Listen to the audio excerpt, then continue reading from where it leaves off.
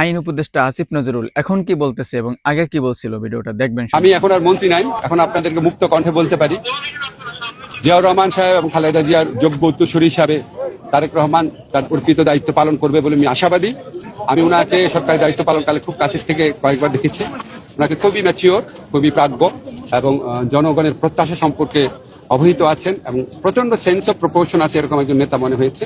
মানে আমি বিশ্বাস করতে পারি না যে জিয়াউর রহমান এবং খালেদা জিয়ার সন্তানের বন্ধু হয় মামুনের মতো এটা মানে অর্ধস্বীকৃত দুর্বৃত্তটাই তারেক রহমানের, কিন্তু উনারও তো শর্টকামিংস রয়েছে।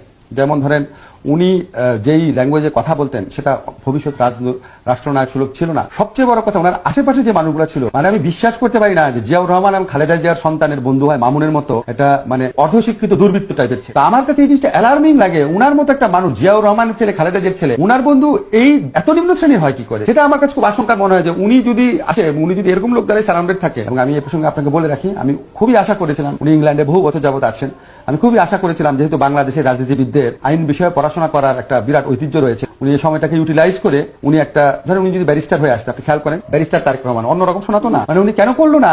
এত একটা বড় সুযোগ থাকা সত্ত্বেও আমি এটা বুঝতে অক্ষম। এই বিষয়ে আপনি কি বলতে চান, কমেন্টে বলতে পারেন।